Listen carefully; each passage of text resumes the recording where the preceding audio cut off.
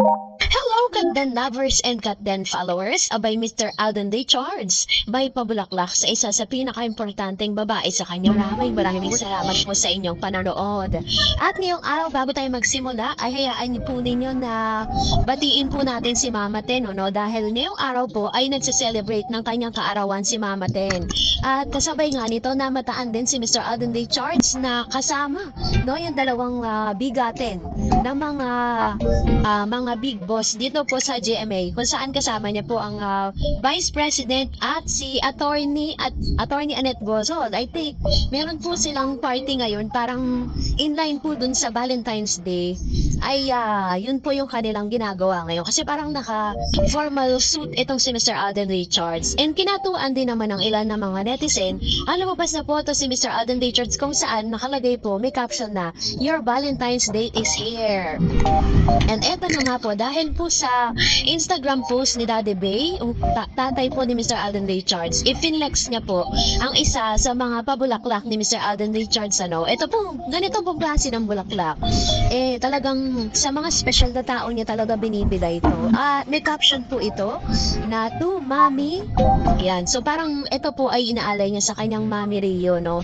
Kasi parang every year, binibigyan niya yung mga special na tao, so special na babae sa buhay niya. Si Mommy Rio, si Mommy Linda, na kanyang Lola Linda, yon. So, as of this moment, wala pa namang paramdam si Miss Catherine Bernardo kung ano po nagaganap sa kanya ngayon sa Valentine's Day. Kasi si Mr. Alden Richards, parang ang kadate niya, yung mga boses po ng GMA Sparkle.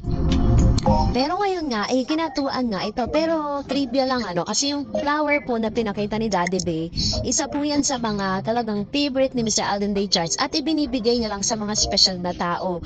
If you remember, one of the photos of Miss Catherine Bernardo kung saan tumanggap siya ng award, namataan na meron pong ganitong klase ng flower, pero puti, doon po sa bahay ni Miss Catherine. Sinasabing ito yung regalo ni Mr. Alden Richards during the time na sila po ay nagkaroon ng parang housewarming. Yun po ay dala ni Alden Richards sa kanya. So, very remarkable po kay Alden Richards. Maging si Attorney Annette Gozon, binigyan din po niya ng ganito. Pero, ganyan din, purple din. Siguro parang, niya yung dinidepende niya sa age, Kasi si Mami Rio, ganyan binigyan niya. Tapos si Attorney Annette Gozon, ganon din. Si Mama Ten, binigyan din niya yan. Nung mga nakaraang birthday nito, pinlex pa man ni Mama Ten doon sa kanyang Instagram. Pero this time is wala pa pong paramdam. Ano nga ba ang magaganap between Catherine Bernardo and Alden Richards ngayong araw ng mga puso? Katulad ng sinabi ko sa inyo, nasa sa kanila po yan kung gusto po nilang i-flex o kung gusto nilang ipaalam sa publiko. Kung meron man silang ilabas o may mga resibo mang lumabas, bibigay po natin agad-agad sa inyo. Pero napaka-imposible naman na hindi talaga or wala pong special na mangyayari ngayong araw dahil alalaman natin si Alden Richards, diba? Very romantic kasi si Alden Richards, and at the same time, lahat po ng mga special girls niya ay talagang binibigyan niya ng special treatment. Tulad po ng kanyang mami, diba? So, nag-post din po si Daddy Bay na parang may celebration magaganap sa Stardust kung saan naroon po siya. Antayin natin, baka biglang sumulpot doon si Miss Catherine Bernardo kasama po ng kanyang glam team. Kasi parang may nakita po ako na video kay John Vale ba yun? Na parang nasa isang sila kwarto. Tapos narinig ko yung boses ni Miss Catherine Bernardo. So,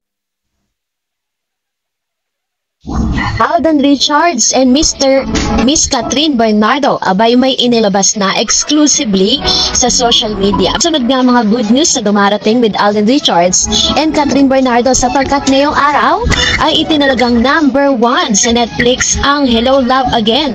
So sa unang araw pa lang kahapon po, Feb 13, inilabas officially sa online streaming Netflix ang Hello Love Again, kung saan ibinalita nga ng ilang mga social media sites and malalaking network na nag-#1 nga ito sa online streaming. Abay dinaig yung pong sinasabing na #1 dati na incognito. Ngayon po ay nasipa ng Hello Love Again. So minsan pa pinakita po nila na talagang kahit po sa online streaming ay umaariba po ang Hello Love. Again, ito po ay isa sa mga pangitain na talagang kailangan ng sundan kung ano man po yung proyekto, yung tagumpay na meron po ang Katden. Sabi nga ng kasabihan, diba, strike while the iron is hot. Habang nagdami pang mga sumusubaybay at talagang sobrang mainit na nag-aantay sa kanila pong pagbabalik pelikula or yung kanila pagsasamahang proyekto. At of course, secondly, inilabas na rin ni Miss Catherine Bernardo ang ilan sa mga photos niya, official photos, kung saan ito po yung dahilan kung bakit wala po siya sa awards night. Diba sa Manila Bulletin, kung saan ang pinadala niya po is yung kanyang mami na si Mama Min, kasama si Alden Richards, na nabigyan po ng awards bilang Newsmaker of the Year. So, ito po yung official na ginawa niyang trabaho noon na ngayon lang po nila inilabas sa SOCMED, Body at Work, The Bench Show. Yun. So, this coming March, si Alden Richards po, kasama ng ilang mga male star ng GMA Sparkle ay magkakaroon po ng fashion show na isa sa mga pinapakita nila mga outfit doon is sponsored by Bench. So, yun po ay show ng Bench. Inaasahan din natin na nag-present din si Miss Catherine, no? Kasi ano po yun ang Bench eh. Kung parang mga produkto po nila yun, eh pares po silang mga endorser nito.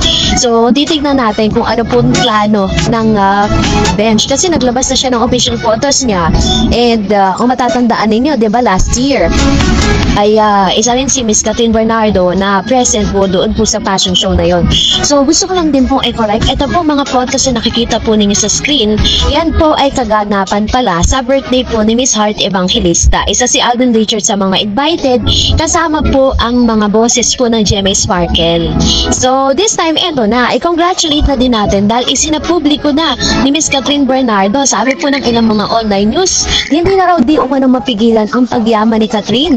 Payaman ang payaman si Catherine ha. Bukod kasi sa mga bagong endorser or bonggang product endorsement, may bago na naman siyang bubuksang business. Malapit nang buksan ang second branch ng Isla Amara Boutique Resort Hotel ni Piolo Pascual sa Siquijor. Kung matatandaan po ninyo kahapon, ay nag-post po si Miss Catherine Bernardo kung saan nakatag si Mr. Piolo Pascual at nakatag din ang Isla Amara Boutique Resort Hotel sa Siquijor. Ito pala yung second branch. At ito rin yung pinaghihinalaan ng ilang mga netizen at ilang mga newsmaker na parang ito daw di umano yung parang nag-invest si Mr. Alden Richards dito po sa bagong branch na ito. Excited na nga daw di umano si Catherine at mami niya si Min Bernardo sa pagbubukas nito at agad nila itong binalita sa Instagram. Kung matatandaan noong 2022, nagbukas ang unang Isla Amara Resort si El Nido, Palawan kasama pa ni Kat ang ex-boyfriend niya si Daniel Padilla sa launching ng nasabing resort.